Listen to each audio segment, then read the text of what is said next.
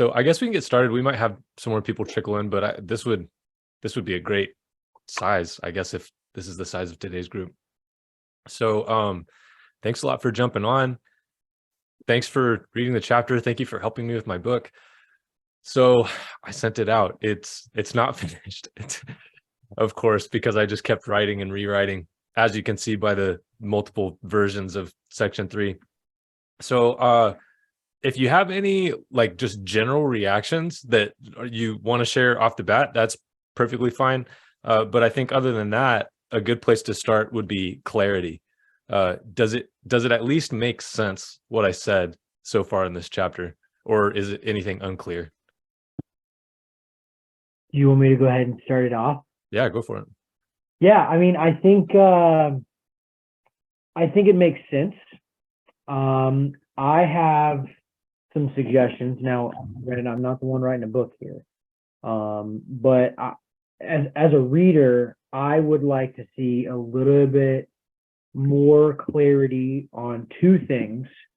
I On your first paragraph of a short biography, um, I, I guess I'd like to hear a little bit more about how your upbringing in a devoted Christian house.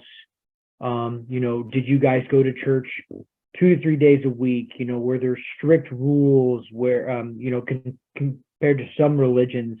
Maybe outline a little bit more of that, and then you read Big Bang and you completely are disgraced with the hypocrisy of, Christianity and whatnot. And then I think my next question would be, I didn't know what the word sophistry was when you said New Age sophistry. I looked it up. It's interesting. Yeah, Um, same. I guess I would be also interested to have you kind of outline Tony Robbins in his New Age sophistry and whatever he is preaching about that particular topic. Now, granted, people know Tony Robbins, he's a global phenomenon or sensation, but I think highlighting a little bit on that would be, in my opinion, beneficial to adding to some more clarity on that paragraph. Okay.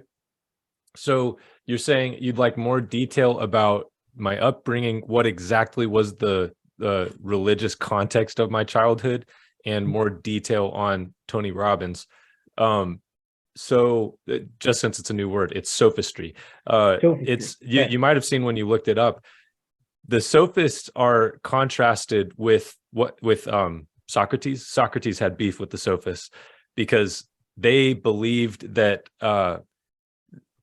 basically that the reality that we've been born into is fundamentally chaotic, that it's not fundamentally orderly, which means I can impose my will on it. They would debate each other and they would take different sides of different debates in order to flex their rhetorical muscle. And they believed that all that was really true is what they could persuade people to believe. So that's speaking very generally. It's not true for every single person who fell into that category, but that's kind of the gist of it, as opposed to Socrates, who cared very much about seeking the ground of truth. I'm curious on those two comments. What job would it do for you to understand the childhood context and the more detail on Tony Robbins? Like what would you like me to achieve by doing that? So I think that it would, because it's in a short biography and it's kind of an open introductory, I think that it would kind of provide a little bit more background other than just saying, hey, my father was a pastor and we grew up running through chairs. What I guess it would kind of set a baseline, in my opinion. Granted, you don't have to do any of this, but like, I guess I would understand more of where you're coming from, of your deep rooted growing up as, the pastor's child. They make movies about, the hot daughter with the dad that was a pastor, So like, I guess I would like to see what, how did that shape you? And then all of a sudden, at what age did you get introduced to this book that completely changed your worldview? And then you became an atheist and then found it, kind of found your way back into this truth again. Okay. Does any of that make sense? It sounds like you just want to be more solidly grounded in the background. Like you have questions about what happened before that would give you, I guess, context. Yeah, I guess so. Yeah, I guess that's correct. All right. And then what about with the Tony Robbins stuff? What would you I think like to just see me a achieve by don't expanding that? nothing about a deep dive. I just think a highlight of what he was talking about and how it like kind of helped guide you to get where you were at the moment. Hold on, I've got it right here. It says, I naively discovered and adopted Tony Robbins' system of New Age sophistry, which provided me with direction and apparent success until COVID. I guess my first question when I read that is, what was he saying that guided you? What was he preaching and teaching and talking about that helped get you to that point of pre-COVID 2020? Mm-hmm. And maybe it could be just a sentence of, hey, he was talking about this, or I don't know. That would be my thought. Okay. Like you want to know like what was the hook in the sense, like what kind of drew you to that, like what was your state of mind in that sense. I guess we want to better understand kind of a better flow of how you got from point A to point B. Yeah. And what was that changing philosophy? Because I guess when you talk about Tony Robbins and you say what, I did that. Okay, well, what was that? So how can we better understand that pathway, that journey? If that makes sense. Because it also it seems like you were in a position where like they created a problem for you. So you were not in alignment with reality. So I think what Kyle is saying, what was it that he taught or you learned throughout that journey that got you out of alignment and created the problem for you? So would it help to do this? Because what happened was there was a lot of growth into Tony Robbins. Like that world provided me with a lot of things that I didn't have before. So I moved into it. I was advancing towards something that was closer to the truth. But then I saw that I needed to continue going further. So would it help to say it like briefly, here was the stage of growth, here was what I didn't have that I needed, and I moved into this world and I gained it. And then once I was there, this is the problem that I encountered that made me realize it wasn't sufficient. And so then moving on to the next stage. And the point of that would be to transition more smoothly, for that not to be so abrupt and unexplained. Is that the idea? Yeah, I mean, I think everybody hit it perfect. Just a little bit more explanation and expounding on it just a tiny bit, I think would help me and my pea brain to better understand it. I mean, in the end, it's a book, dude. If you connect to the reader first off, I mean, it's only a page for your biography. You can lengthen that out and you have a better connection with the reader, and they're more likely going to listen to you if they form that. If they form that relationship with you starting off with. You don't have to flow through all this stuff super quick and say, oh yeah, this is my life, this is what happened. You can stretch it out for a few pages, let them digest and kind of figure out who you are so they can better, relate. If they're picking up this book, they're more likely going to have gone through a journey similar. So if they can connect to you in that way, they're more likely going to listen to you further on in the book. That's good to know, because I felt a little bit indulgent including it in the first place, and I wanted to make it very punchy. Even like fluff it up with some just specific stories too. Honestly, like connect. Okay. Yeah, I mean, I think I didn't even think about that, and I'm glad you said that. I think of a perfect example would be just a moment in your life that something clicked. Like, you know what, something with Christianity isn't right here. That what really the moment you realize, like, wow, I'm really beginning to question this, or something that pushed you back towards it, I think would be a phenomenal choice. Okay, so there might even be room for a little illustration. I could take, if I thought through it, I could probably think of a story in like my childhood or a story in Tony Robbins or something that would exemplify the things that you're asking for. It would exemplify where was I, what attracted me, and then what pushed me past that, or what kind of broke the connection with it. So, okay, cool. I think I understand what you're saying. Zach, And have that's good you- feedback, because I really don't want this book to be about me. And so I thought that it would be useful to include some biography, but I didn't want to camp on it. So, I mean, that's good Well- feedback to know that it wouldn't be obnoxious to expand that. Yeah, well, it's kind of like what you say at the beginning. You're not an expert in this. You're trying to discover this as you write it, and your beliefs will likely change. Well, if you're going to tell us that straight up, then why should we care? If we know more about you, we know your journey, I'm more likely to care about your journey. All right, cool. You read 12 Rules of Life, right? I haven't finished it actually. So not even needing to finish it. Just looking into it here, the beginning has a 20-page letter from somebody else that talks about Jordan, and then he does a 10-page why am I writing this book? Hmm. And then he dives into kind of the meanings type stuff, but I think that orients you with especially because the way it's a similar style of kind of, because in you start right away in your writing referencing some of your story, and that's why I think making it more in depth. And I don't know, this gives me the idea that maybe having like Marino or some other people that went through some of this stuff with you, maybe if they wrote like a letter to you or about you, and you don't even necessarily have to include it in this book, but at least it gives you their perspective of this these moments, and maybe that could help you figure out what's most important. And I'm sure they would do that, or at least think about it with you. Like maybe they can help you write about the Tony Robbins time, or I don't know if you have your sister, you and her think about kind of the stuff early on in life. That might be a good way to help you.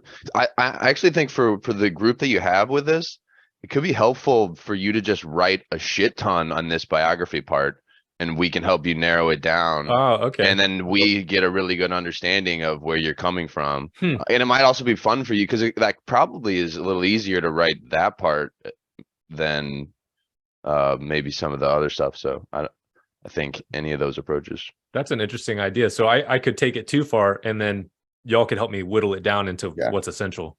Yeah, because it's harder for us to move in the other direction, right? Yeah. Okay. All right. That's really good feedback. Thank you. I guess I can chime in. I love the preface. I like coming from that place of humility was amazing, and I love the analogy that you used about like measuring your height, right? Because I think it ties into the bigger picture, which is like I know that this won't be relevant one day, right? But it's like reality today, right? So I'm gonna mark it, and it may not be reality in the future, but there's significance in like the passage of time, and in that it was real once upon a time kind of thing. And that helps, for me anyway, it helped understand. It was the analogy I also used when you were talking about being and reality, and truth, right? Because it's like your height then, it was real, and it's not what the truth is today, but there's like truth in that passage of reality, if I'm like kind of understanding what you were explaining. So I thought that was really neat. So I really like that. And I'm on board with everyone else. I'm like, I wanted to learn more about Zach, and I know that you said you don't want to make this about you, but it's as far as you can tell. So like, who are you? Yeah. You're right. I think if somebody picks this book up, it's like they want to know, what is it that you think, right? You don't want to make it about you, but we want to know about you. We want to know what is it that you think and who you are. And I think spending like maybe the first entire chapter about talking about you and kind of Hmm. have you come here. And it now that when they start giving that feedback, I remembered because I even forgot. If you remember when I taught the workshop on storytelling, Mhm. uh, I one of remember the the lemon first, story. yeah, the lemon story. One of the first things though that I remember that I taught was like when you start telling a story is you have to anchor your audience to a time and a place. Um, and so like hearing them talk kind of reminded me of like why I kind of was talking about that. Um, if you start telling a story and people aren't really rooted in exactly where it was and what things mean, then the rest of the story is kind of like, oh, what's going on here? I'm kind of coming along for the journey, but like what's happening? And then all these questions start bubbling up. Okay. Um, so you know, like in contrast of saying like senior year of high school, and I was this old, I had my English teacher, she told me, you know, and then it kind of puts you in this really concrete place. And it goes back to what like Kyle was saying. It was like, well, how old are you? And they gave you this book. I agree. Mm. Like I started getting disoriented of like how much time has passed. And then you were like, I'm a banker. I'm like, whoa, a lot of time passed. So I went from you and your sister really small running around the chairs to like I'm a banker. And I was just like, wow, a lot of stuff happened in between. I want to know what those things are. Mm. Um, so I think like unraveling that would be amazing. And also, I love how you told the story about running through the chairs because I was envisioning it. And I think that once someone starts envisioning a story, ultimately they want to walk out of that vision with like a lesson learned, something that they extracted. Hmm. So I saw you there, and it helped me understand that this was your childhood. But to Cal's point, I want to know, um, what was it? How old were you, first of all, when you got that book? And why did you accept that book as truth? And if you could like highlight, like I read this one thing and it made me think of this thing that I thought was true. And that was like in complete contradiction, and that changed everything, you know, kind of like your thinking process. We can see what's happening, but we don't understand what's happening. So some clarity on that would be awesome. Okay. What else did I write down here? And so I So it was guess like, just in response to that real quick, it it seems like what everybody's getting at is wanting to know Zach because it's as far as you can tell. So who are you? And delivering that in a way that makes it easy to imagine the story. So the little images are good, or more context about childhood is good, or more context about Tony Robbins, more detail on Tony Robbins is good. And the job that I'm trying to achieve is to make it easy to imagine being there, right? yeah, Or easy and to I imagine what happened. yes, and I think that the imagining is useful in that I can extract something from it, right? There's something that I'm like, oh, like he told me that story, and I imagined that story, and I learned something from that, from me being in that world of imagination. Mhm. And so, like for example, if you, I also want to know, like, what about Tony Robbins? You know, didn't sit well. I mean, I have a lot of things too that I'm just like, um, but it would be great if you like you told a story, where you learned something and then you started to see, and then you're like, this actually isn't what's Mm. really happening, and you can kind of see it for yourself and how it didn't work and where it broke in certain places and stuff like that. I think that that would be good because then, to Cal's point, we step out of that story that we were just imagining and we learn something from it, you know, that gives us more context into why you were like, yo, I like, I'm not finding all my answers here, I have to look elsewhere. Mm. So like what was it that made you do that? um Okay, cool. um yeah, and yeah, that's all I had. And I liked, I think it was it Sean, was it you that said, yeah, just write it all out and we can help cut the edges, just like, you know, we'll chisel it down more. I think that that would be great. And because as I was reading, I have way more context than everyone else. So the story in Austin like made complete sense to me, but I'm pretty sure I had to like the question came up in my head. So I know that for sure everyone else thought about this, which is like I'm very oriented in this story, but I'm pretty sure other people are like, what's going on? This is, I'm like, can I read this as like I'm looking at it for the first time? And it was hard for me to do that. So in that sense, I understand why Kyle and Sean were like, tell us more. Okay. Cool. Good feedback. Felt like a trailer. I want it to be like Yeah. a crazy movie. I want to like, I Yeah. want to Okay. see vast oceans and And for that orientation part, I thought that was really powerful.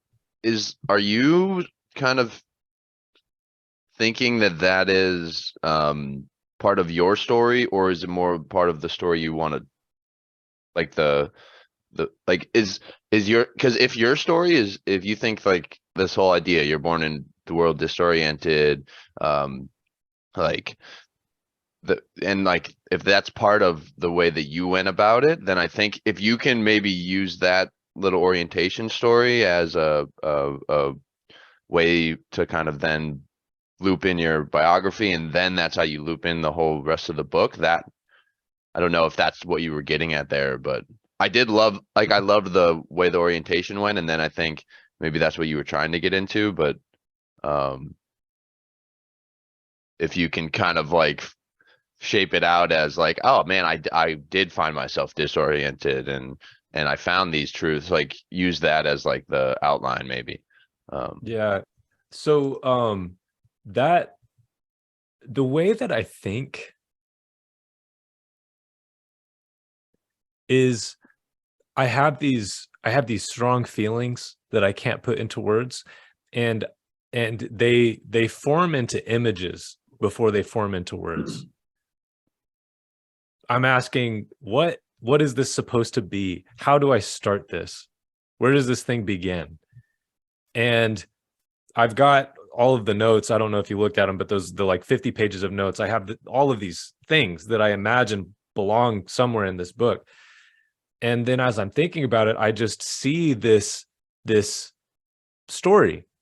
I see it's like a movie playing in my head, and I see this what I wrote. It's the boy, and he's on land, and then he's in a boat, and then he goes out and there's a shipwreck, and he finds a lifeboat, and he's looking up at the stars.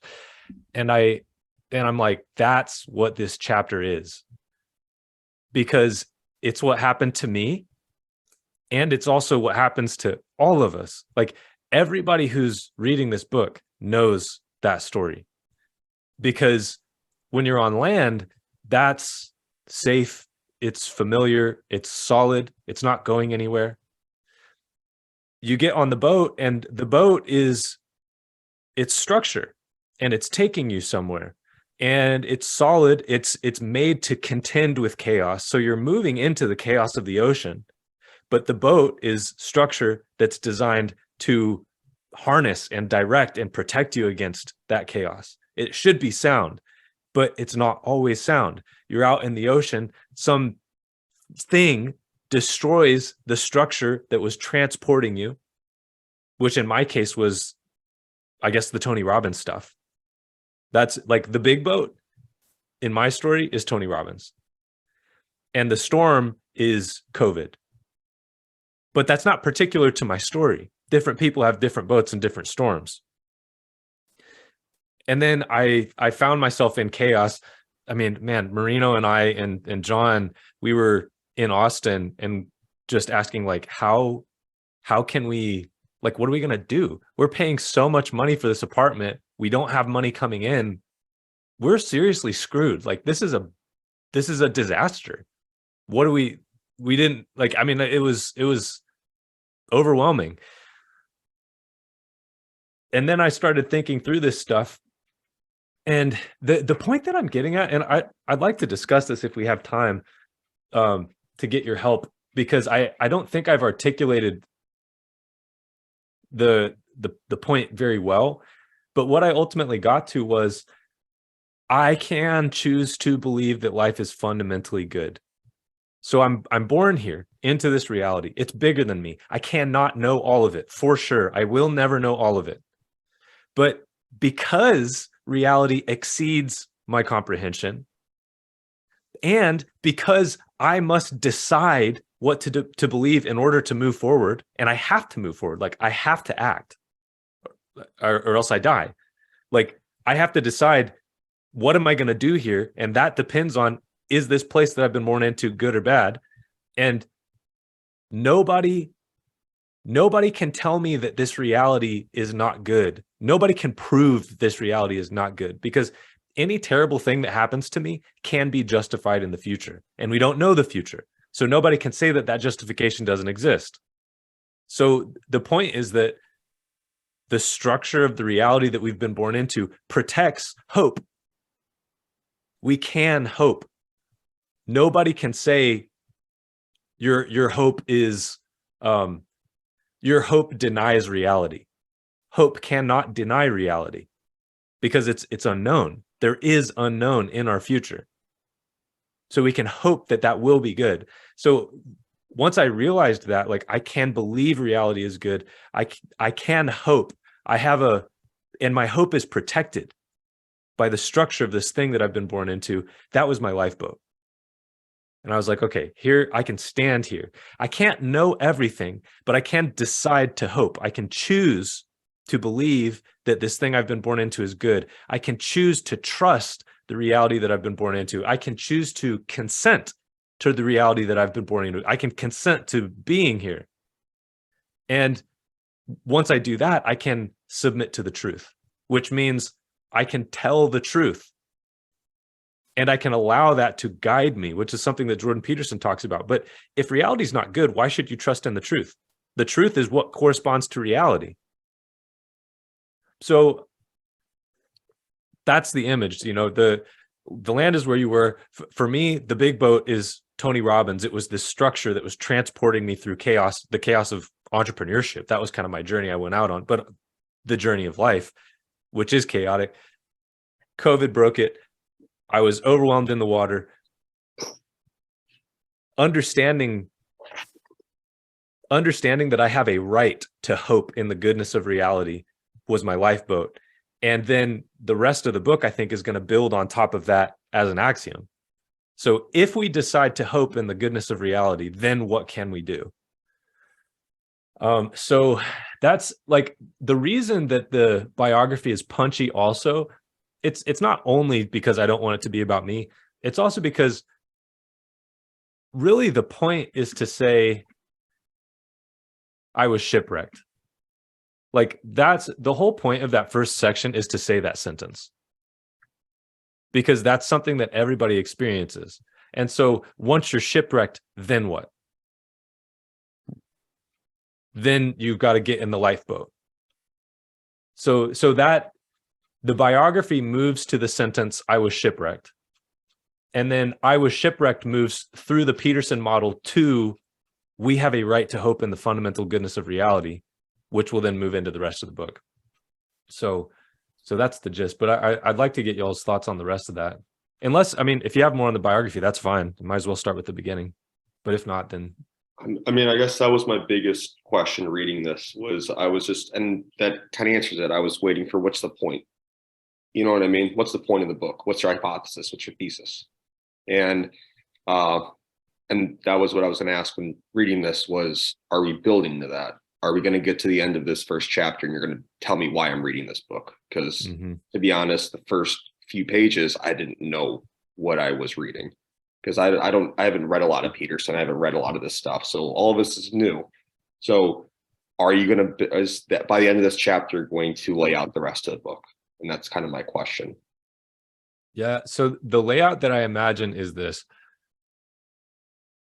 In this first section, here's an orientation to the author, and here's an orientation to the book. Like we're talking about being disoriented, having a structure of belief, that being destroyed. What next? Well, here's the Jordan Peterson model. It gives us a framework to think about orientation. We have to ask, what is the situation that I'm in? Where do I want to go?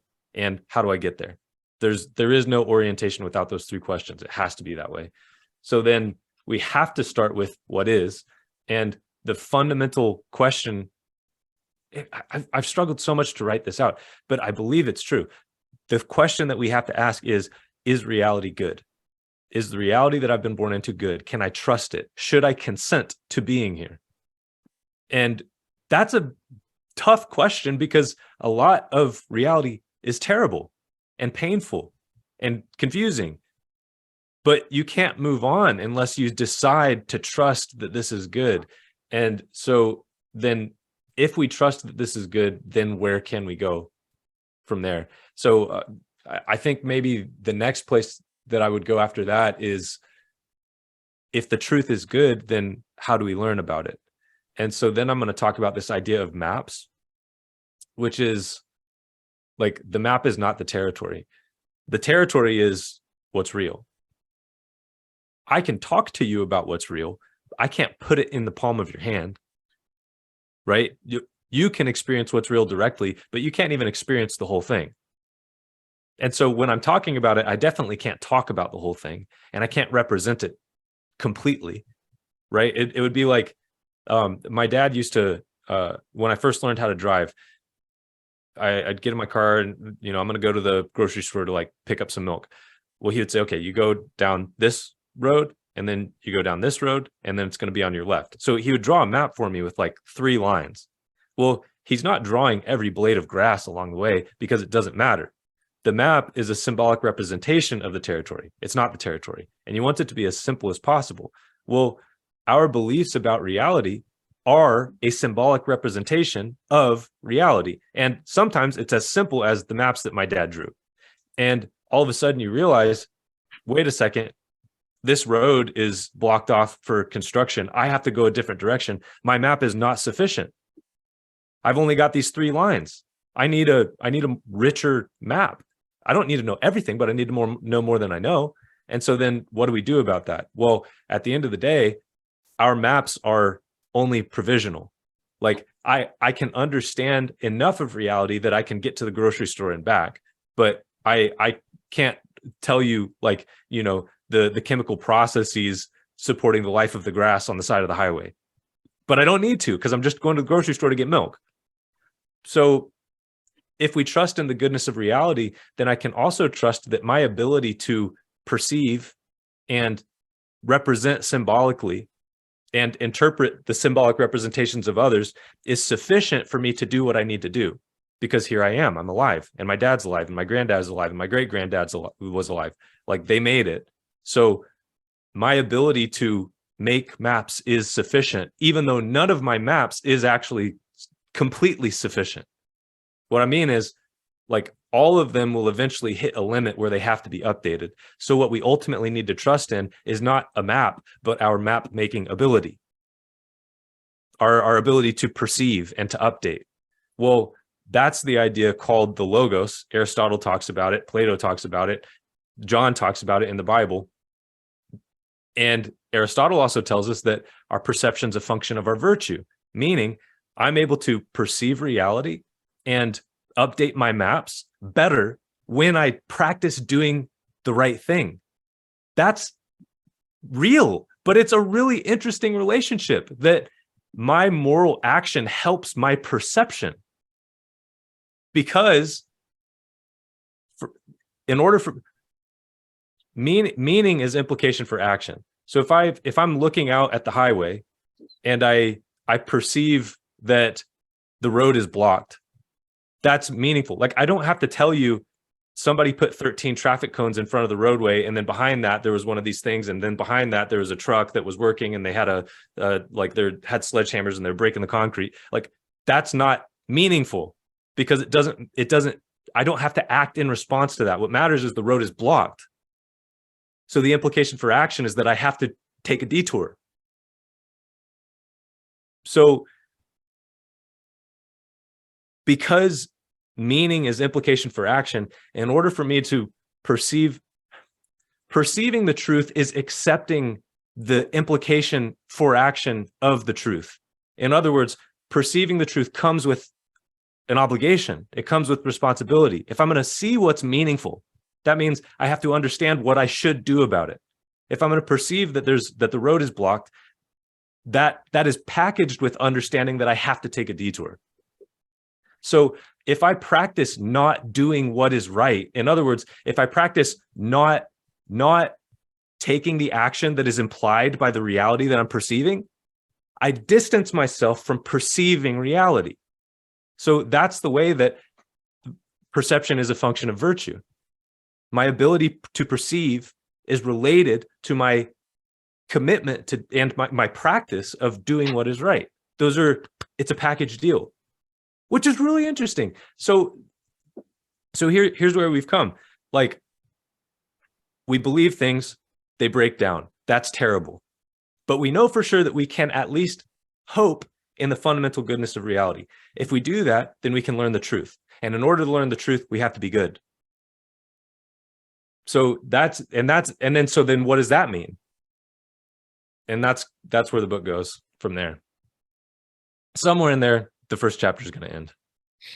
Okay. Are you going to explain all of this in the first chapter? I don't think so. I'm actually considering ending. I don't know if I'll do this. I'm considering ending the first chapter after our right to hope, and then doing a whole chapter on maps, because there's a lot that can be said about this idea of mapping. Or I might include maps and just continue to expand this chapter. Yeah. But I think that I would probably stop.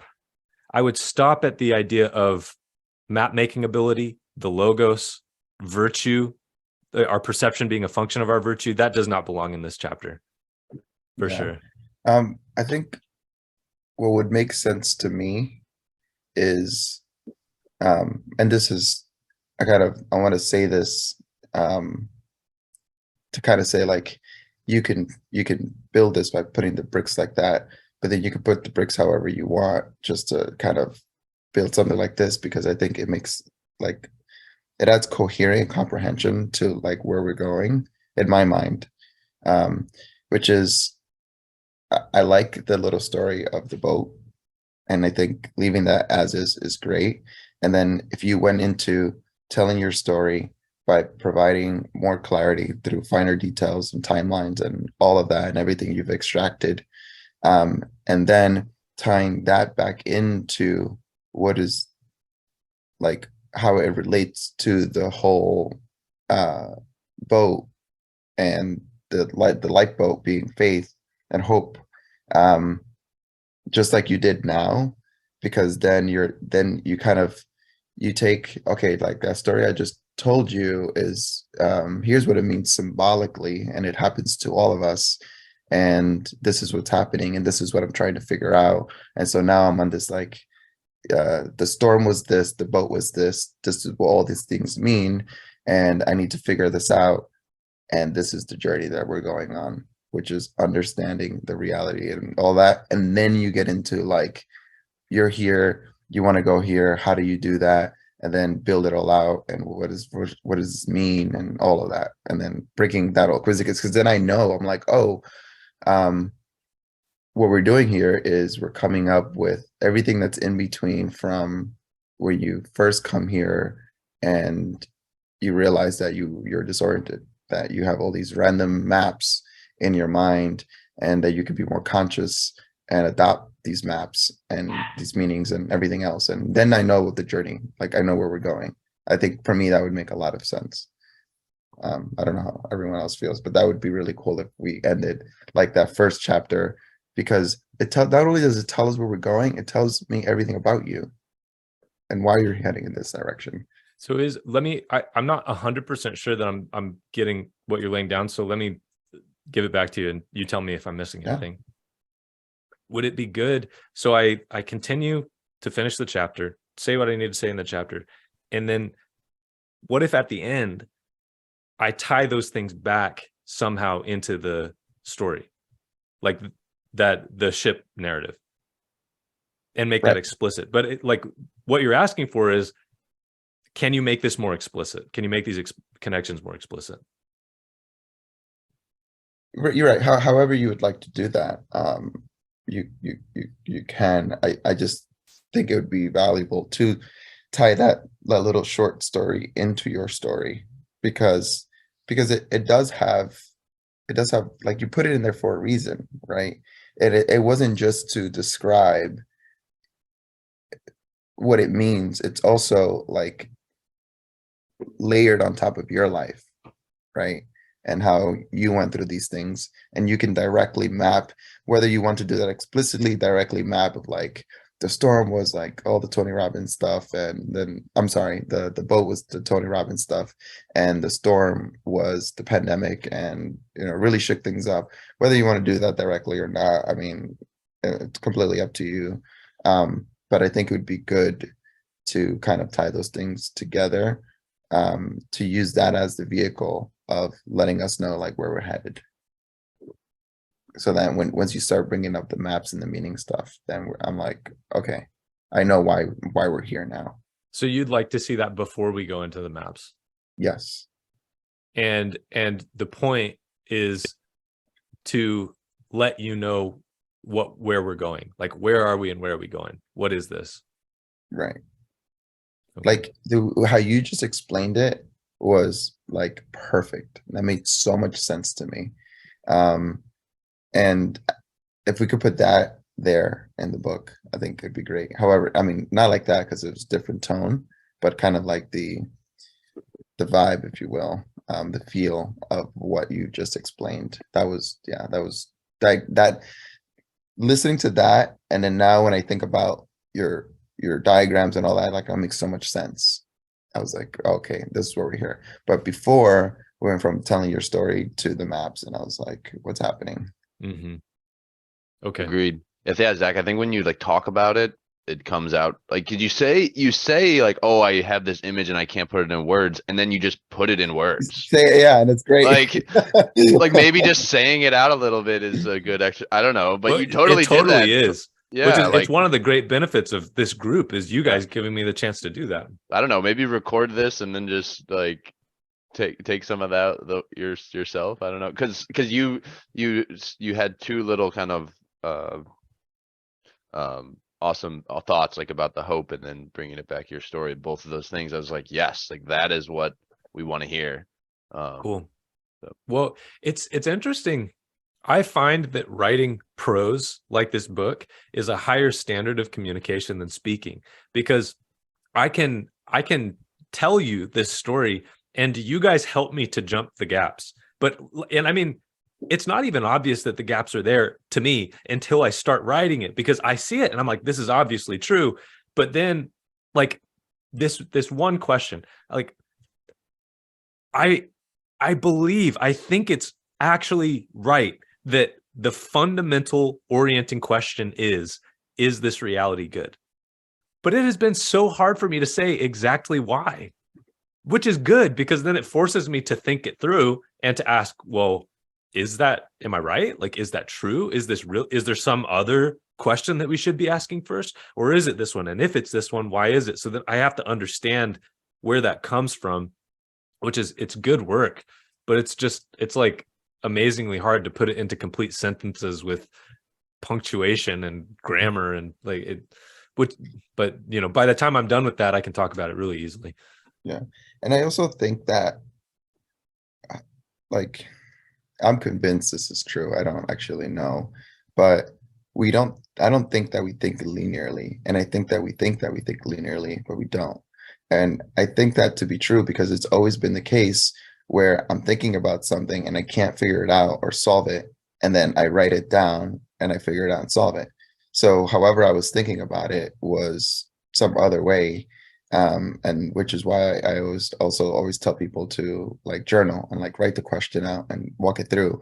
And perfect example, it's like you have this knowing and this understanding, and then you try to write it down and you're like, whoa, like, and then you come up with the gaps that you were talking about and stuff like that. But I think it's one thing to like write it down, but if you really don't know, like talking to other people about it, there's just something about just that little small like jump to the next thought like completes the whole thing, right? And I think you've experienced that like here, where there were so many questions that we all had, and you went on this little rant and it answered all of them, right? And so it's in you, you got it. But I think that's what this process is all about. Like having us here with you and everything. It's very good. Jack, I got a question for you. Hey. So you fired off this Teddy Roosevelt quote in our little introductory Zoom call. Hmm. The black hair rarely sits behind a rider whose pace is fast enough, meaning that basically your thoughts or the shadows can't catch you if you're constantly moving. And what I said to you was that, you know, when I stop moving, my anxiety catches up. So like I always keep moving. And in the last 2 weeks, I haven't been as busy as normal, so my anxiety's picked up. How do you relate that quote into when you said, I was haunted by a deep sadness until I learned to keep myself busy chasing girls, social status, and academic success? What were you running away from the thought of Christianity, growing up in that, or how did you relate? I know that it may have been addressed, but I didn't hear it. For me, I think some people, I don't know exactly why this is, but some people lean more toward anxiety and some people lean more toward depression. The anxiety is this, it's like this pressure. It's a fear. It's like the pressure of uncertainty. I am not the kind of person who leans toward anxiety. I lean toward depression. So when things, at that point, I was just looking at life thinking, this doesn't matter. Like nothing here matters. And so I just felt very dark and sad and purposeless and disconnected from other people because of that. Because it's like, what are we even doing? Like, this is stupid. But what I found was through activity, I could forget about that. And I know that it's also true for anxiety. I mean, it's a similar solution to a kind of the opposite problem, if I can say that. But I think how that works is if you look at, take a look at the tower. So we have these orienting maps and we're asking ourselves, number one, what is? Number two, where should I go? And number three, how do I get there? And the how turns into another, what is, where do I go? How do I get there? And then that how turns into another, what is, where do I go? How do I get there? Until your how becomes a particular action. So, what is? I'm writing a book. What should be? I want it to be really good. How do I do that? I invite my friends to help me write it. Well, how do I do that? First, I'll message all my friends who I think would be interested, but I'd like to have a few more people. So that's my should. How do I get more people? I run a YouTube ad. Well, how do I run a YouTube ad? That boils down until I literally have my mouse in my hand and I'm like clicking buttons on my computer. That's particular action. Well, so the Teddy Roosevelt solution, black hair rarely sits behind the rider whose pace is fast enough. What that means is that if your foundation makes you depressed or anxious because it's not solid, you can focus on the particular action and just not worry about that stuff. It works, but it's not a good solution because what the anxiety is telling you, or in my case, what the depression was telling me, is your foundation is off. Like, and you know it, and you can keep yourself busy to avoid thinking about it. It's not, I don't want to be trivial about that. There is nothing more terrifying than going down to the foundation. Seriously, nothing takes more courage than looking at that, because I sent you guys the alternate version. If you read that, you might have seen in brackets the monster parent story. So I'll tell you the monster parent story. When I was a kid, I had a dream that my parents were monsters. And it was vivid and it was scary. And they transformed, their body transformed. They had these big teeth and they were like going and like trying to eat me. And it felt so real that when I woke up, I thought, are my parents actually monsters? Because in the dream, they first looked like my parents. But then once I noticed that they were monsters, they transformed from human beings into monsters. And then they came after me because their cover was blown, I guess. Like the monsters didn't want to get discovered. And once I saw that they were there, then they wanted to eat me. So I woke up and I was like, is that true? Are they really monsters? And I really didn't know. And I wanted to go and ask them, like, Mom, Dad, are you monsters? But I was scared that what happened in my dream would happen in reality. That like, as soon as I asked them, then they'd be like, he knows, he's on to us. We have to eat him.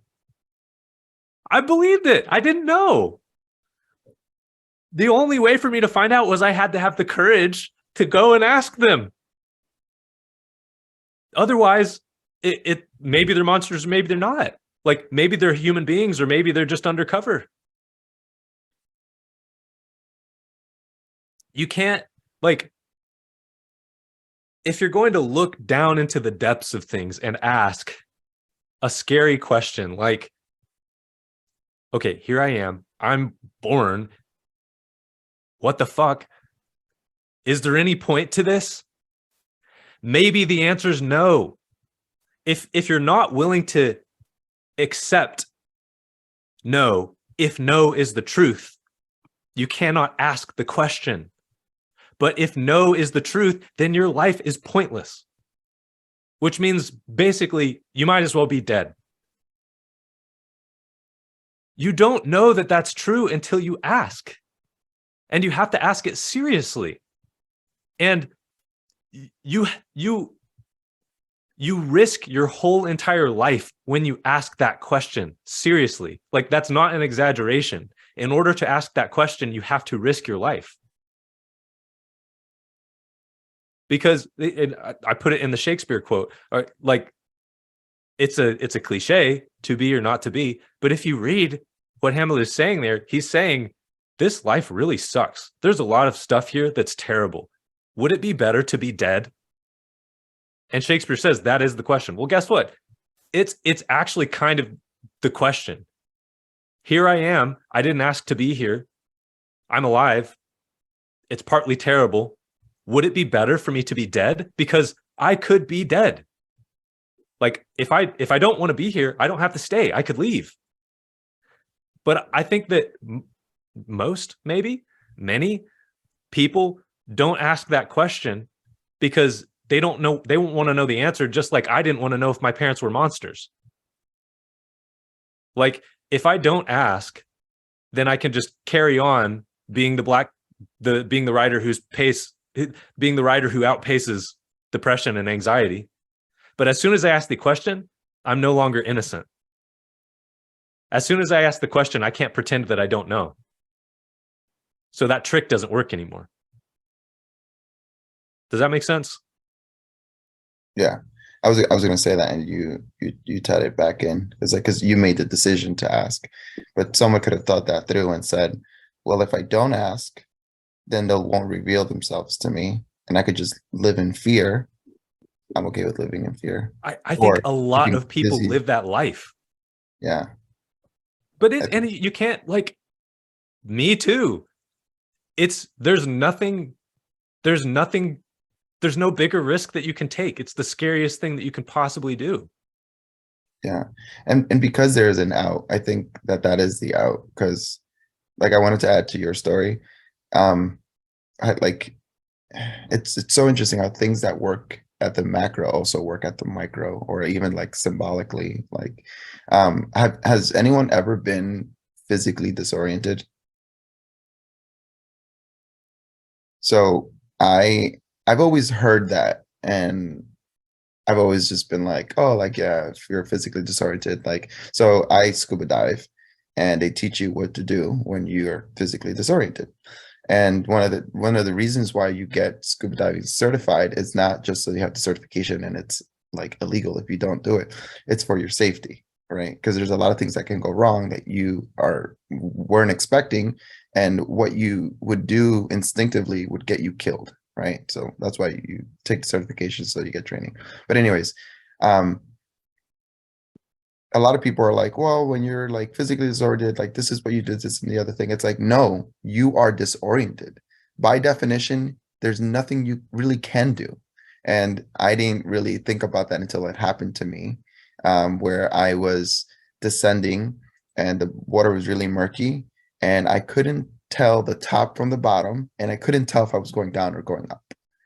And it's till this day one of the scariest things that ever happened, and that's like physical disorientation. It's scary because you're in this vast water, you don't know what's out there, you don't know if you're going up or going down or anything. But there's something you can do that makes you feel better in that moment, which is looking at your body, or like if you have a computer, like looking at it, like narrowing your focus to one thing. So when you get disoriented, what you're supposed to do is look at into your chest, look at your watch, look at something you can read. And so that kind of ties into what you were saying, right? It's like there's this whole foundation and it's really scary and whatever. And there's just so much. I'm just gonna focus on this one thing. And it works. Your anxiety goes away in that moment because you're like, I can do this, right?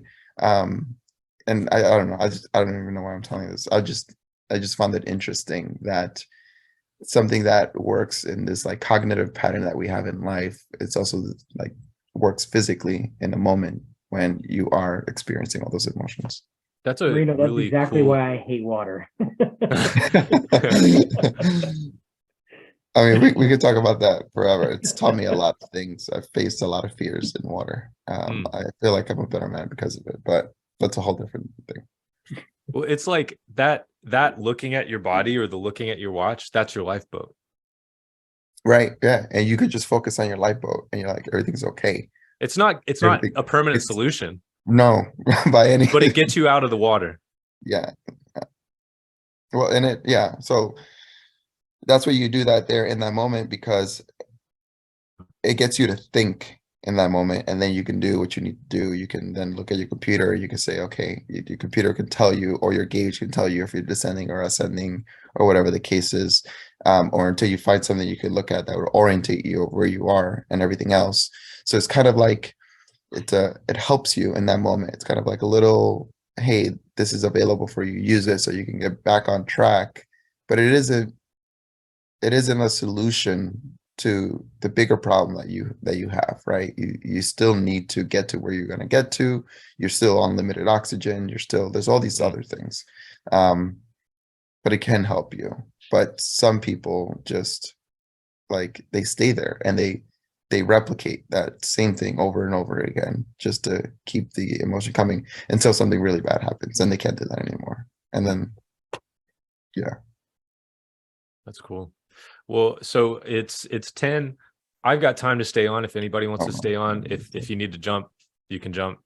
So yeah, I mean, does anybody want to stay on for longer? Does anybody have anything else to share, contribute? Yeah, let's talk. No, I was just gonna say, I wonder if Ashley or Chance had something they wanted to add. Oh yeah, I do. When I was reading Your Right to Hope, I kind of naturally was like, well, there's more questions than just is reality good? And I realized that's because my primary orienting question has been, am I good?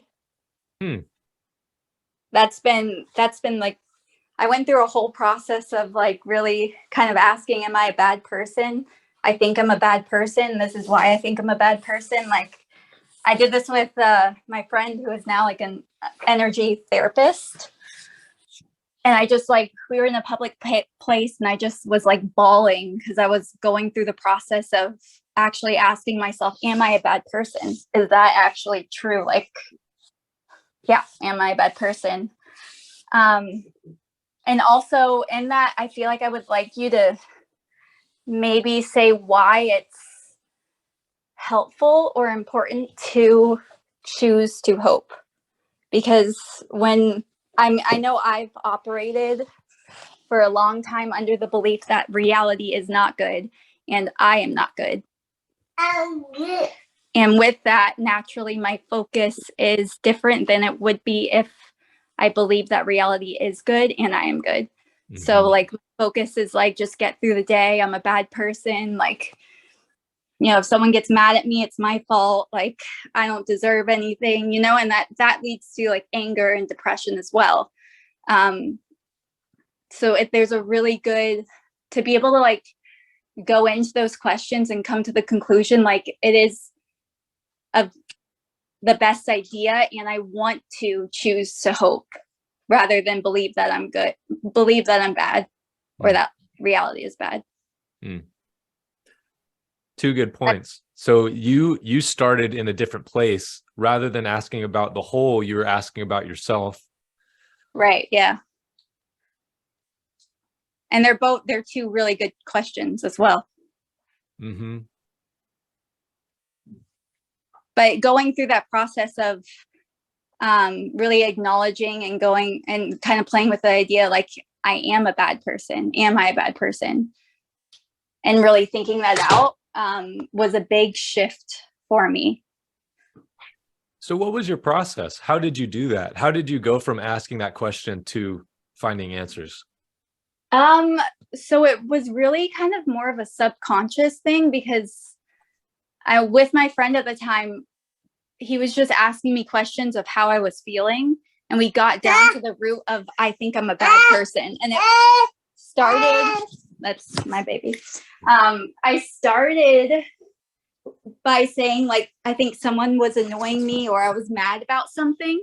And he kept asking me questions, and it fundamentally came down to the root of, like, I think I'm a bad person. Based off of whatever situation was happening. Because generally when we have an emotion or feeling about an external situation, it's rooted in some fear within ourselves of, I'm not good enough, or I'm a bad person, or, you know, whatever, like I really shouldn't be here, and I should just, there's no point in me living, there's no point in me wasting space, I should just leave the earth. And the reason for that is because if I am not good, I shouldn't be here. Yeah. That's really interesting. Because I just make everything worse. Yeah.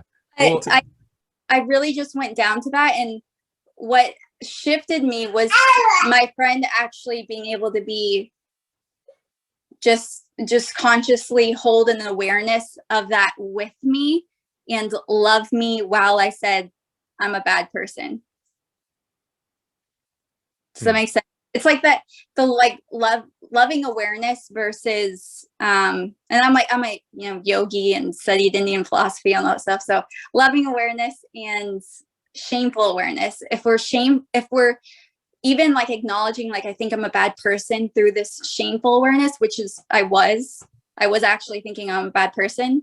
But then my friend was holding a loving awareness, just him holding that loving awareness for me while I connected to that fear or belief that was in me.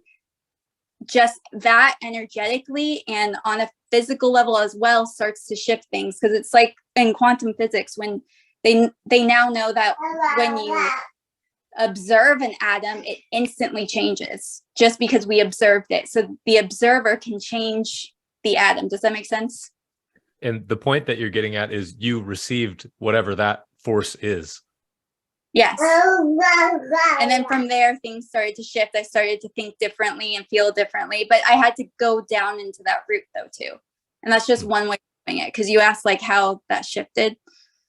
Man, there's so much interesting stuff tied into what you just said. So you're saying I'm jumping ahead, but I think that it's true that my job here is to be good. I think that that's the right thing to aim at. Yeah. And you had this. What's that? We can be bad. We can choose to be bad. We are even bad sometimes in certain situations, but we can ultimately choose to be good.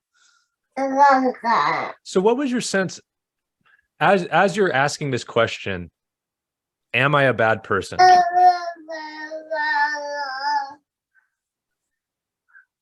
What did you wish that you were instead? And I know like you wanted to be a good person, but what did it mean to be a good person as you're asking this question? What was in your mind? And what did it mean to be a bad person? So, well, as you're asking, I don't think I ever asked myself this question. Bless you. As you are asking me this question, the first answer that comes to mind is I wanted to be a child of God, and I wanted God to love me, whoever the heck God was, or if God existed. I wanted to be loved and valued. And so There's a fear of like, I'm scared I'm a bad person. And it almost seems safer to me to say I am a bad person instead of having someone else tell me I'm a bad person, or God tell me. Ooh, That oh makes my gosh. So you cared so much about being a good person that you preferred, not consciously, but you Mhm. preferred to avoid the risk by accepting that you were a bad person rather than being rejected by God. It reminds me of the kids in high school who, like, I remember in my school, one girl in particular, and I don't mean to compare you to this girl, I'm just using this as a, like, the illustration, but she would wear like dark clothing, and she was very quiet and always kept to herself, and she was actually pretty mean to people. Oh my And she would say, like, I don't like these people. Like, as soon as she would come into contact with someone, she would say something like rude or off-putting, or like, like, that's stupid, or that's ugly, or things like that, because she cared so much about receiving the approval of these people that she would cut them off in advance. It's like, you can't fire me, I quit. Yeah. Yeah.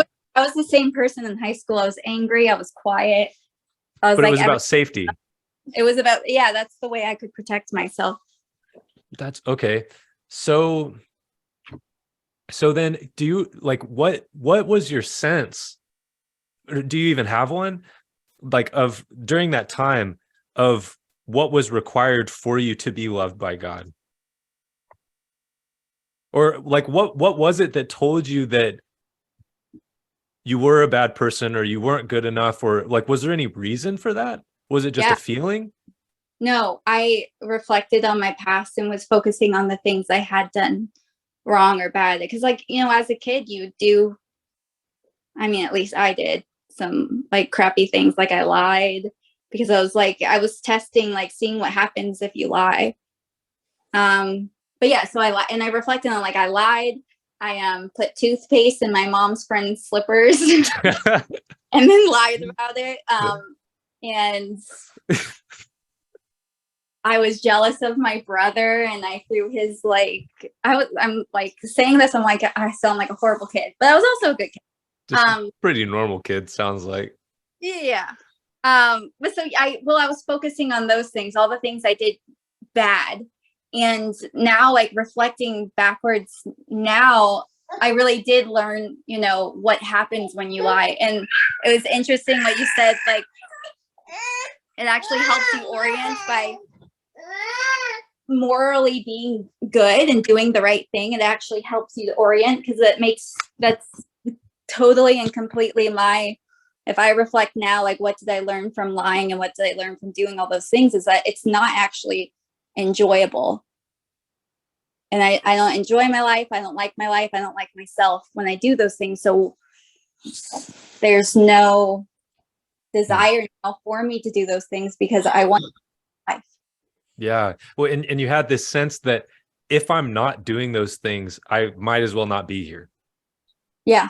Which is, like, I actually think that that intuition is moving in the right direction, because it's like,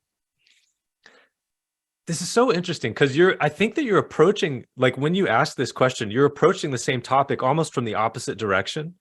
Yeah, it's like more But on the micro. yes, but they lead to the same place, because when I was asking, is reality good? What I was really asking is the truth trustworthy? Like, is it good to be true? Should I be true? Because reality exists, and the truth is whatever corresponds to reality. And so for me to be true means I correspond to reality. So should I do that? Like, why should I correspond to reality?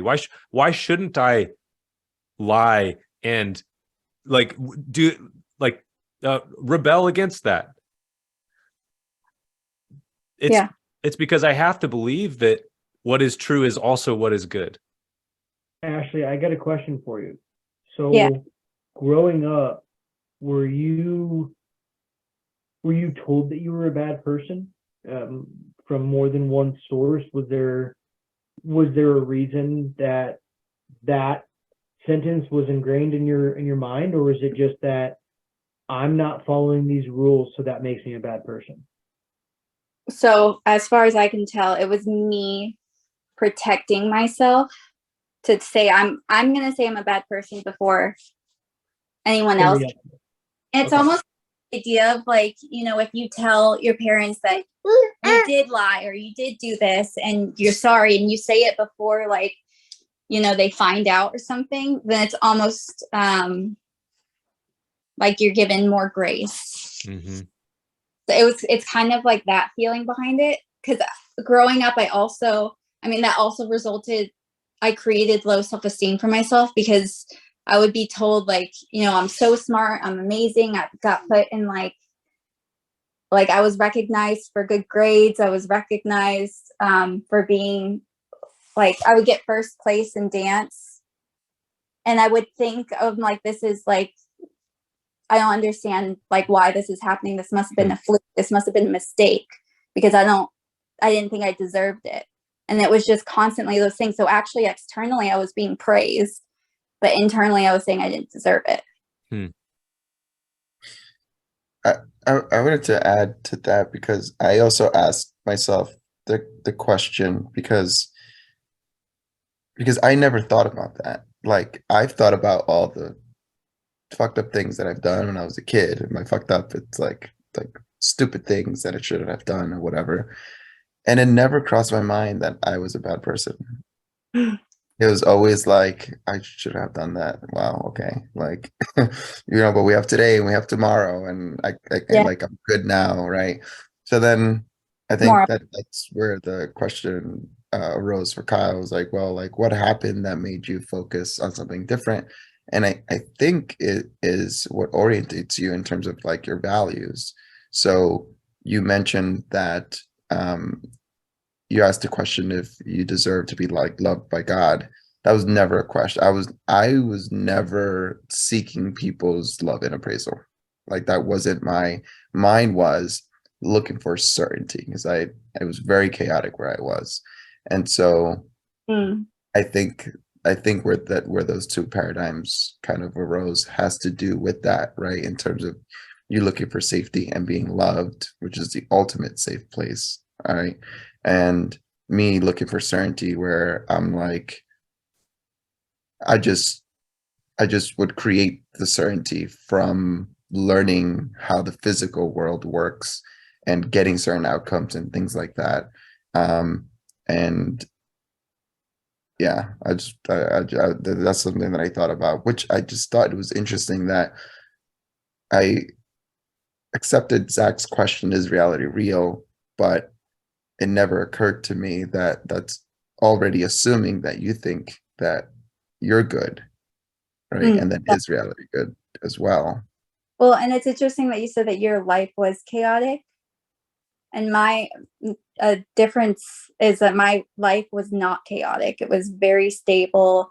Like my parents were like Norman Rockwell kind of dudes, and like it was super, super stable.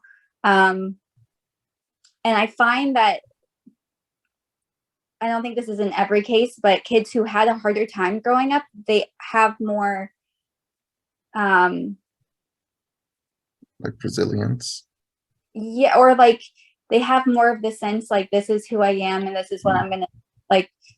They don't go like all the way dark into am I a bad person as easily as someone who actually has it like physically less chaotic. It's That's like interesting. chaos, the environment. And there's analogy in the biodomes. When they had the biodomes and they had the trees, one of the things that happened was that the trees fell over because there wasn't wind to tell the tree Hmm. that root down deep and get stronger. So it's almost like the Mhm, challenge mhm. and life and the chaos as a kid pushes you to become more resilient and stronger. I Wow. totally agree with that. Those wins, I was just so Yeah. like I needed that, yeah, that internal safety of like, am I loved? Mm. That's man, this is awesome. It's really interesting. I 'Cause totally think- agree. I think that in order, like, it seems to me that you didn't question whether or not reality was good. It No. seemed to me that it was clear to you, like your question existed inside a presumption that reality was good, inside a presumption that the truth is good, and it like what's obviously right, what I perceive as obviously right is actually obviously right. In other words, like I shouldn't put toothpaste in my mom's friend's shoes. I shouldn't be jealous of my brother. I shouldn't lie. Like you had a very clear moral sense. And so then the question that you were asking, I think, existed inside of that in a way, which makes sense because you exist inside reality. So it would have to exist inside that. And then you're looking at yourself in this environment that's the biodome. You know, you're so well cared for. It's things are going so well. You're doing well in school. You're doing well in dance. You're being praised. But then you look inside yourself and you know that I don't correspond to what is true and what is good. For sure. Like I can see it. I know that I do not correspond with what is true and what is good. And so this reality it's better than me, or I'm not good enough for it. Like here I am, born here. I'm not good enough for what I've been given. I don't deserve this. And man, and then what helped you to find answers there was your friend's loving attention. What did you call it? Loving awareness. Loving awareness. Because so Aristotle teaches that the being of a thing is the good of the thing. So like this is a water bottle. It's actually got a lot of different pieces, right? So like I can take it apart. If I cut the bottom off of this, it wouldn't really be a water bottle anymore. It's you could say it used to be a water bottle, but it's not, because why? It doesn't carry water. So what makes this a water bottle is the fact that it holds water. If I cut the bottom off, then I can turn it upside down and it becomes a funnel. So it really is, or maybe a cup, right? Yeah. So I could cut the bottom off and then I would have a cup and a funnel. You know, so because the cup is good for doing that, and now like the funnel is good for, you know, what funnels do. So the being of a thing is a good thing. Like it is what it's good for in a sense. And it seems to me that in your friend recognizing that you exist, like you are here, there's something about that says you are good, because here you are. Mhm. I can see you. I can pay attention to you. You're one whole thing. You're not a water bottle cut in half. You're Ashley. I can look at you. I can love you. You're one. You're here. And that's something, even if there's the mess in here. Yeah. That is something. Now, explaining what that something is. Well, That's- okay, here's what you are. You are somehow a being who knows good. You know truth. My girlfriend's cat doesn't know that. I don't So like it. even the reality of you asking, am I a good person? My girlfriend's cat never asks, am I a good cat? You're doing in the same way that the water bottle holds water. You know what's good. That's what you do. Only human beings can do that. Yeah. And so Yeah, there you were doing it. I guess, and kind of went back to my question to Ashley, Zach, if your girlfriend's cat was told, hey, you're a good cat, he becomes conditioned to know that he's a good cat, just like you're working with a dog to sit. There's a reward. So that's why my question to Ashley was, is that I initially wanted to know, when you continue to tell yourself you're a bad person, was that conditioned? Is that deeper? Is that going down to base level, ground zero, and saying, hey, where did this come from? And I think with me, like I've always been my hardest critic. My therapist, I have to tell her, I said, Cindy, I need you to tell me when I'm being a little bitch. I said, just straight up tell me. I'm paying you a lot of money. Just tell me. And I've always beat myself up. I could have the best sales year of my life. I could go out and sell $100 million, and I'm still going to nitpick and feel and be like, well, I could have done this. I could have done that. I sat on my ass for these days. So yeah, I don't know. Now I'm just ranting. I'll shut up. Well, I think so. Take a look at this. In the primary orienting question, I drew the little diagram with the circle. Yep. Okay. Yeah. Tell me, is that or is that not a circle? That is a circle. It's definitely a circle. Is it a perfect circle? No. Well, the lines aren't Technically. touching, so that's why. It's not. It is not a perfect circle. I could have drawn a perfect circle. Where I chose not to draw a perfect circle because that imperfect circle faithfully represents the being of a circle. The being of a circle is a perfect circle. I might have actually represented the being of the circle better in my definition,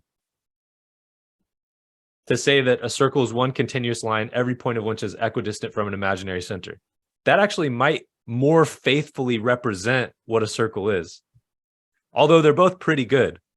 Both of those, the actual shape and my definition, strive to faithfully represent the being of the circle. So I think that this is true. What we are supposed to do here, and I'm getting ahead of myself, but here's what I think is the answer. What we are supposed to do here is we are supposed to know and represent what is good here, because only we can do that. That's what we do. That's what we are. We are the beings who can know what is good. We are the beings who can know what is true. And we can choose to be true or to be false. And we have reasons to be false. We can choose to do what's right and what's wrong. And we have reasons to do what's wrong. But when we faithfully represent, when we strive to faithfully represent what's good, our life has meaning. It has purpose. We're doing what we're supposed to do. When we don't do that, we're failing at our purpose. But it doesn't have to be perfect. And there's a lot more around that. But I think that that's true. Mm-hmm. And so then the question is,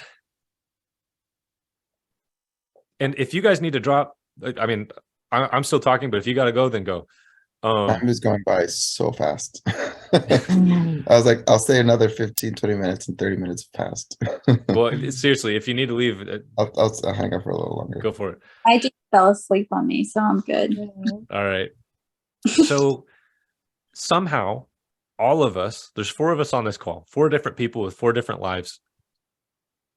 We all know that it's bad to lie. We all know that even though it's funny, it's not good to put toothpaste in your mom's friend's shoes. Like, we shouldn't do that. So it seems that what is true and what is good transcends my individual being. Like, it is greater than me. Whatever is true and good, like, I am subject to that. Mhm. It's not a matter of my opinion. It's not a matter of Kyle's opinion or Marino's or Ashley's. Like, we all stand underneath that. We are all subject to that. In the same way that we are all subject to gravity, even though we're standing in different places. Like, gravity transcends my opinions. So does truth. So does what's right. What's cool about that is then if all four of us are striving toward what Aristotle calls the good, if we're all striving toward that, if we're striving to know it and to faithfully represent it, psychologically what happens is I perceive the world around me as affordances and obstacles. What that means is I perceive, if I'm driving to the grocery store, I can see what occurs to me is that here's the path to the grocery store, and then here's a red light. So the open road is an affordance, the red light is an obstacle. When you change your goal, the affordances and obstacles that occur to you also change. So, for example, I did an internship for ConocoPhillips. They drill for oil and gas. When they look out at a piece of land, they're asking, is there an oil reserve here? If there is, how much is it going to cost for us to set up a rig? How productive is it going to be over time? How are we going to transport that, to refine it, to sell it? So they might be looking at a piece of land asking those questions. Well, if I'm a forest conservationist, if I'm a nature conservationist, I might look at exactly the same piece of land and see something completely different. I might be asking, what species of animals live in this place? What types of plants are here? What are the threats to the life that lives here? How is the human civilization around this piece of nature affecting the environment? And what can I do to prevent that from happening? So different affordances, different obstacles. I might find a law that allows me to take this piece of land and separate it as a nature preserve. Or I might see the guy at ConocoPhillips coming in to drill an oil well. Now all of a sudden that's an obstacle. He thinks it's an opportunity. So we perceive, based on, if we have different goals, we perceive reality as different sets of affordances and obstacles, and sometimes those come into conflict because they're not the same. I am perceiving the world differently. The reality is the same, but because I'm pursuing a different goal within that reality, it occurs to me in different sets of affordances and obstacles. But we can resolve this because we all stand under the truth. We all stand under what's right. Mm-hmm. Some things are better than others. Like, it's really good for us to be having this conversation right now. But if my house caught on fire, it would be better for me to leave. That doesn't mean it's not good for us to have this conversation. It means it's better for me to live. So, like, one of the discussions we're having right now is what having oil and gas is obviously good. We want to put it in our cars. We want to use it for all the stuff we use it for. Preserving nature is also good. Which one of these things is more important? When it's necessary to make a sacrifice, which one do we prioritize? So we all have this sense that some things are a higher priority than others. And like, if let's just say the world is going to end in 10 years unless we stop using oil and gas. Stopping our use of oil and gas would be super painful. That would be bad. But it would be worse for the world to end. Right? So we can place those things on a hierarchy. Well, if these things exist in a hierarchy, and if that hierarchy transcends my opinions, but it's real for all of us, something must be on top of that hierarchy. Something must be the best thing. Something must be the thing worthy of sacrificing everything else if you had to.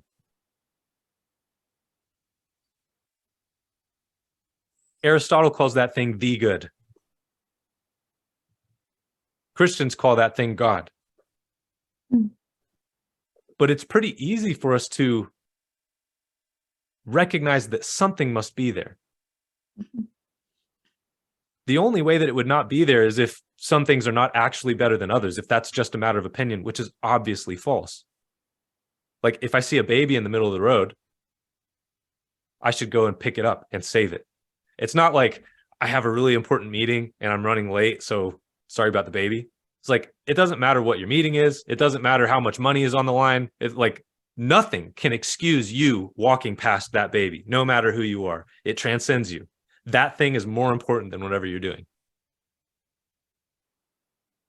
So what happens then is, as we strive for that thing, as we strive to understand and to faithfully represent the good, which is the thing at the top of this transcendent hierarchy, our affordances and obstacles begin to align. Even if Marino is an engineer and I'm writing a book and Kyle's doing sales, and Ashley, I can't remember what you do. I'm a holistic practitioner, work on Yes. people. Okay. So we all have different goals. But if we're all striving to understand and represent the good, we can speak the same language. I can recognize that there are more important things than me writing my book. That doesn't mean it's not good. It just means it's not the good. So then we can speak the same language. We can cooperate together. If I'm trying to drill oil wells and you're trying to preserve nature, we can actually be friends and not enemies. So I have a question. I kind of don't want to ask it because I feel like it's going to open up a can. But I'll ask it anyway. And maybe we could just, touch up on it. But you mentioned something. You said, nothing can excuse you from not picking up that baby from the street, no matter where it is that you're going. I know that to be true. But how do you know that that's the right thing? because what a human being is something that can recognize the good. I don't know. I mean, well, there's a word for it. The word is the logos. You could call it reason. You can call it, I mean, I call it logos. It's this special ability that we have to see something and to know what it is, like the way I said it in the book is to regard its being, to submit to its being, and to faithfully represent it. So like when I'm in that situation, I can regard it, I can see what matters. Like, I don't care what the baby's name is. I don't care what color its hair is. I don't care if it's a boy or a girl. It doesn't matter like what street I'm on. Like, is this a highway or is it, it's like, we know those are not the important things. What this situation is there's a baby in the road. Simply to say that sentence requires me to recognize what is good and important and valuable in this situation, because I'm ignoring so many other details just to say that. Mm-hmm. I feel like even if someone chooses to walk past the baby, there's still a part of them that knows that it is more good to go towards the baby and like help the baby than it is to do whatever they're doing, even if they choose not to do it. Still a part of them. So it's again going back to like we intuitively know what's of the highest good. Mm-hmm. Even then and our actions of not choosing the highest good, there's still a part of us Mm-hmm. that does what is of the highest good. And that's our choice is, I know I can see this. Do I submit to that or do I rebel against it? And I can rationalize why I rebelled against it. But what ultimately is happening is reality has presented me with meaning. Meaning has implication for action. I don't want to take that action, so I'm rejecting reality. So I guess where I'm on the fence, agnostic, atheist, whatever. I mean, I don't want to put labels on it, but you know, hypothetically speaking, if God is the better good, that person has taken a lot of my loved ones, putting me in bad situations. My question, and Zach, I brought this up to you, is how can that be justifiable? How is it justifiable that, you know, my best friend when I was 13 years old was killed in a car accident? You know, how was it that another friend 2 years later was, you know, committed suicide? How is that justifiable that hey, it was their time? You know, God called them home. I still, at 30 years old, cannot wrap my mind around that, and that's why I have so many questions. That God could be the greatest person on, you know, that we can comprehend, but I can't justify the fact that I lost people that I love just for no reason. Yes. So the choice is, here is something that has happened which is painful and bad and apparently unjust that I can't make sense of. Because of that, am I going to choose to pass judgment on reality and the source of reality? Am I going to choose to say, because this has happened, therefore reality must be flawed? There's something wrong with reality in order for this to happen. In other words, if I could make reality, I would make it better.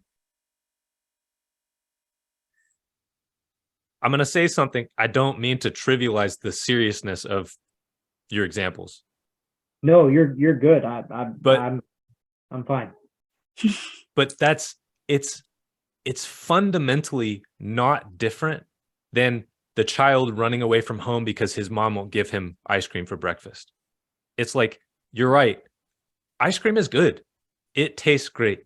Maybe it tastes better than what your mom has given you to eat. But what the fuck do you think you know about what you should eat for breakfast? Yeah. You're 5. You don't know what you should eat for breakfast. Are you going to tell me that your mom is bad because she made you do something that you don't like and don't understand? Are you going to pass judgment on her?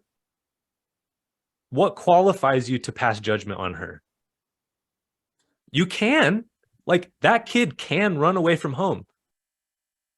He could never come back. He could pass judgment on his mom and leave.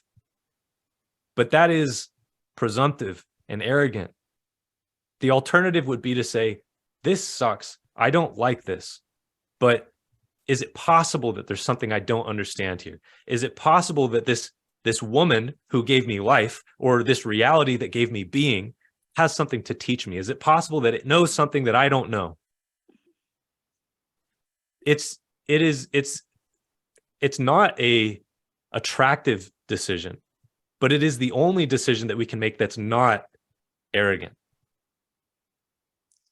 On this subject, there are YouTube videos about near-death experiences, and a woman had a near-death experience and said that she had the experience of talking to Jesus while she was in a coma, and Jesus actually helped her to understand some things in her life that she didn't understand. So, like, one example was, like, there's a woman she worked with. She never said anything mean to her. She never, acted upon any of the negative thoughts she had of her, but she held negative thoughts of her coworker because her coworker seemed angry, and she was, they were both nurses, but the nurse seemed like angry, and like if she had to go to a call, she was like, oh, can't believe I have to do another one of these, or something like that. And Jesus shared with her, let me show you more about this. Let me show you more of the picture, because that's just like one puzzle piece of the whole picture.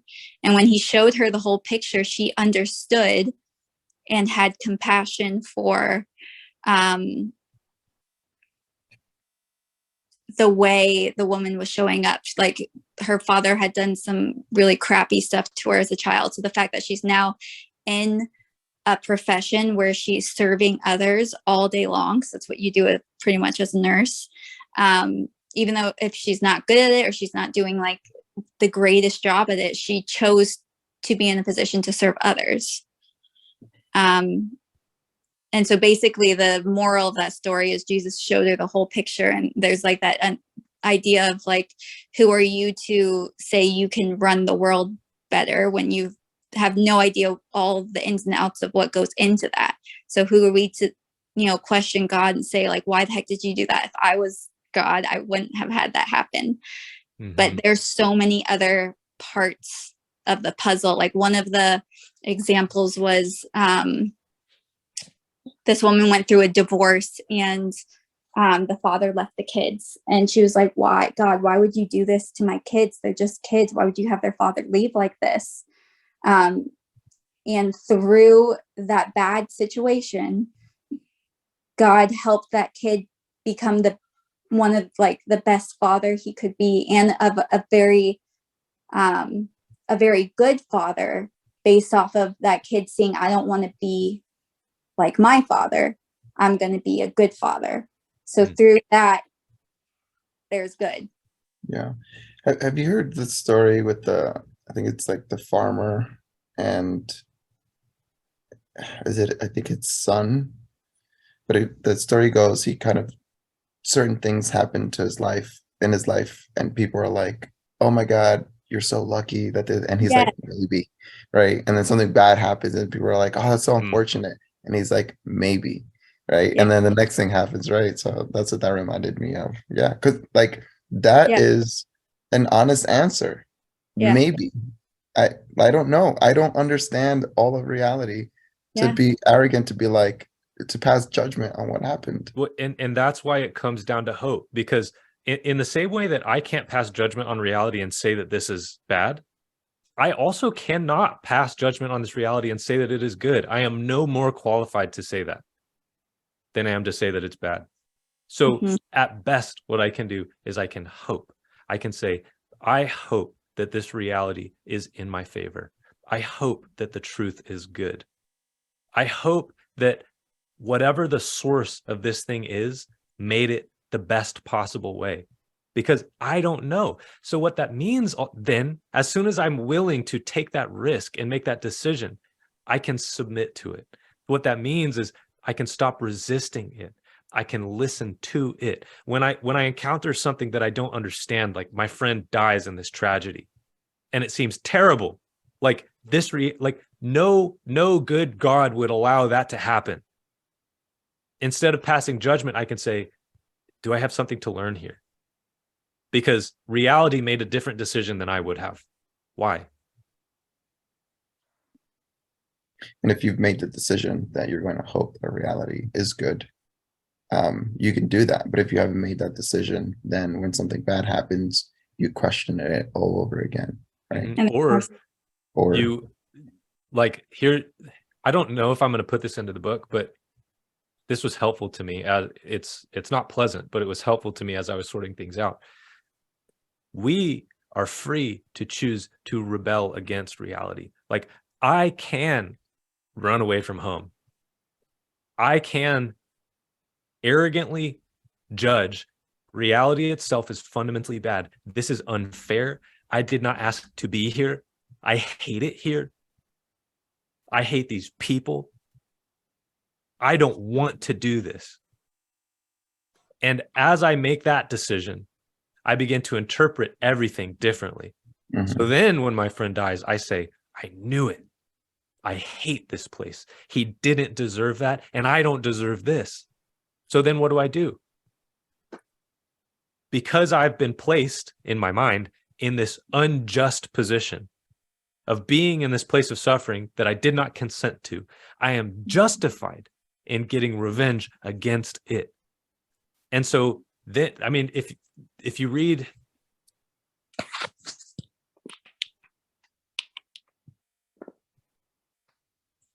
this is from one of the Columbine shooters. His name is Dylan Klebold. He shot and killed a bunch of kids in 1999 in Colorado and then killed himself.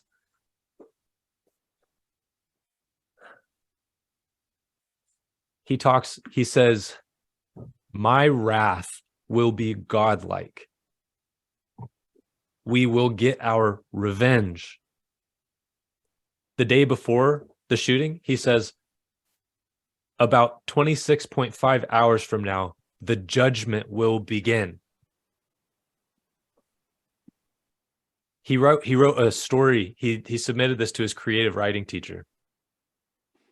He wrote a story about a man who he murdered popular kids, and it's graphic. It's super, like, he talks about the light reflecting off the droplets of blood that are like flying. It's like strangely detailed. So this man murders these people and he walks away, and he says the man laughed, and this laugh would have made Satan cringe in hell. For almost half a minute, this laugh spawned from the most powerful place conceivable, filled the air and through the entire town, the entire world. The town activity came to a stop, and all attention was now drawn to this man. So he sees this revenge, what he's calling judgment, as coming from that's the most powerful place imaginable, and now I will be the center of attention.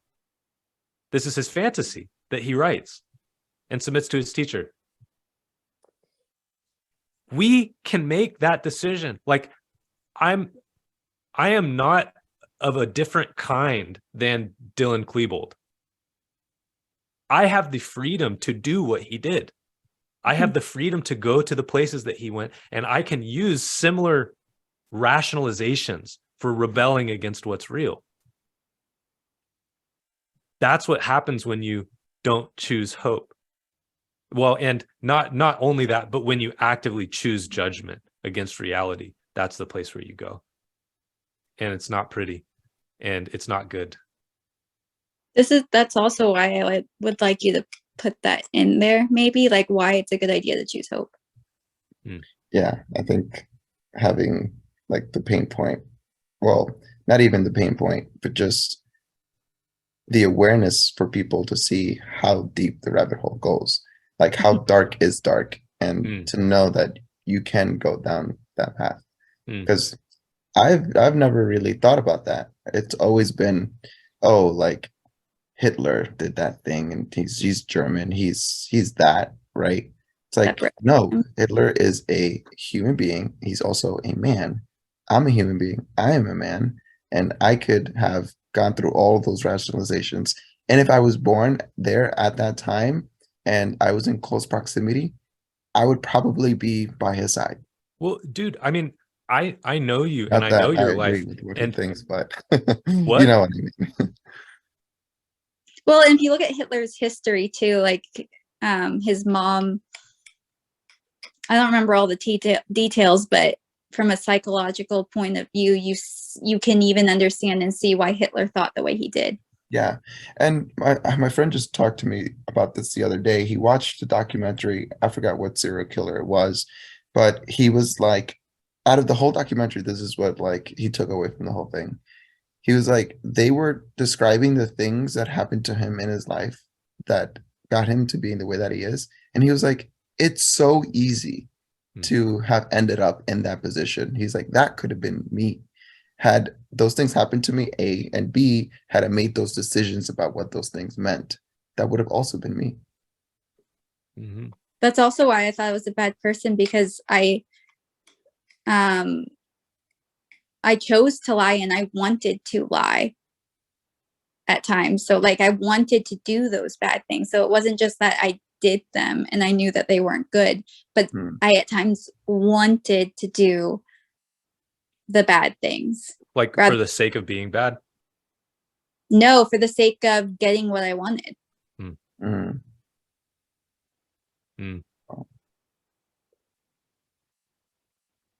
Yeah. That's so interesting. Yeah.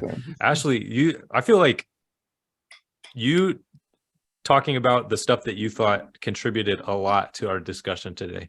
Thank you for sharing all of that. I mean, you've, Yeah, thanks for listening. I feel like you've contributed a lot of richness to my perspective, and you've given me some things to think about. Thank you. Yeah, thanks for listening nicely, because yeah. I did some not so good things. Well, I mean, we all have. We all have. I just haven't told mine. Now I'm gonna be thinking about all the things that I did. There is this one thing that always sticks to, and I don't know why I think about this. I guess because I don't understand why I was doing it. And as you were telling me, said the toothpaste story, it made me think about this, and it made me realize I think about this not often as an everyday, but when I think about me being a kid, it wasn't anything particularly bad, but it was deemed bad at the time. But there was this huge like gallon of this like itchy cream. It was kind of like, you know, when you get chicken pox, it's like this cream you kind of put all over your body. So it was really big. It was in a big bottle. And I wanted to fill up this sock with this liquid. So I've thought about this because I was like, okay, what need was I trying to meet trying to do this? And I was just curious, and I thought that it was possible, but I didn't know. And so I started pouring it into the sock, and as you would expect, it didn't hold up too well. And so that's not working out. And I'm just like, oh wow, this did not like occur how I planned. And in that moment, my mom walks into the door, and I am covered in this white, like itchy liquid thing. And I got yelled at, right? And I got in trouble for it. And at that time I thought it was bad, but now I know that that wasn't bad, right? You know, because like I was just curious and whatever. Yeah. But I thought about that when you told me that story too, because as a parent, like, because she was you know, your mom probably walked in, like, had a long day, she's like, oh, now I have to clean this up, you know, all these thoughts going through her head when her kid was being curious. But like, yeah, it's the perspective of, and there's also that idea of like, what I think is good, someone else can think is bad, and in someone's story, I can be the hero, and simultaneously for someone else, I can be the villain.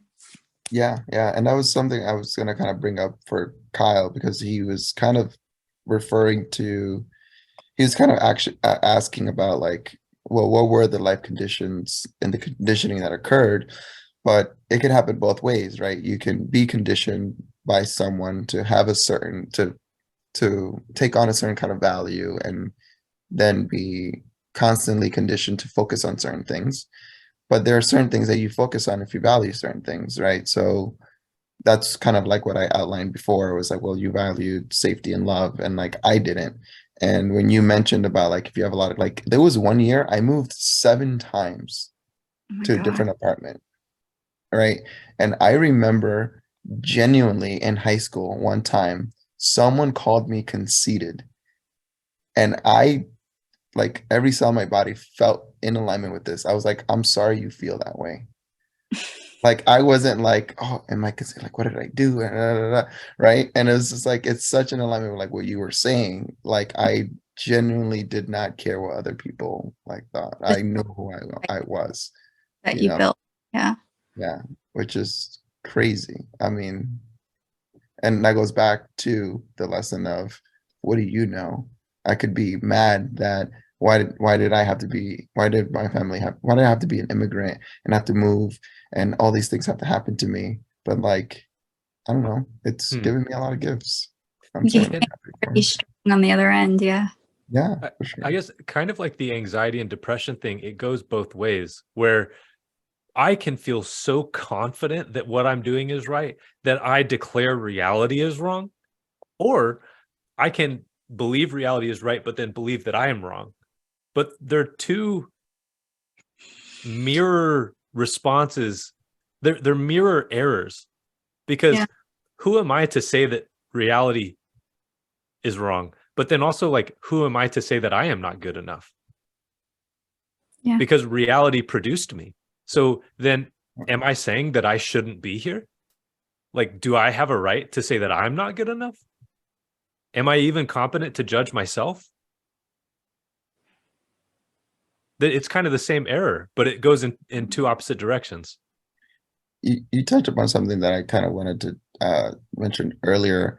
I think what I said wasn't received the way I had intended, which was when I said, when we were talking about, you said, I'm trying to gather my thoughts here. Ashley, when you mentioned that your friend looked at you with loving awareness, and Zach, you brought up that they were seeing you being, and to be is to, what was that you said? To be is to, There's good in being. There's Like good being in and good are being. the same. right? And so what I had said wasn't in terms of like articulating that and like you actually being, but rather the explanation itself, that because you're here, reality created you, right? And that makes you good, Hmm. because we wouldn't be here. Like there Mhm. aren't like these other things that are like not human and have superpowers that are created by reality, right? Everything is created by reality. Like Mother Nature made us, which is why Yeah. we're so Yes. connected to it. Yeah. Does that make Yeah. sense? Yeah. All right. Well, that's probably a good time to wrap it up. Thanks for hanging out over time. This has been Yeah, a like really we nice conversation. But yeah. Yeah. Yeah. This Well, is it was- me and Zach every night on the kitchen counter. Yeah. So, Yeah, part of me was like, I want to like join in on these other weekly chats that you have, but I don't know if I actually have the time to do it. Okay. 'Cause, Well, yeah. If you ever do, I mean, I'm not going to stop you from coming in the evening. And also, if you have something that you want to chat with me about, like just shoot me an email and we can schedule a Yeah. call. Yeah. Cool. Thank you. Mhm. Thank awesome. you. Well, it's Yeah. great visiting with y'all. Have a Yeah. great rest of your day. You too. Thank you. Bye. Bye. Bye.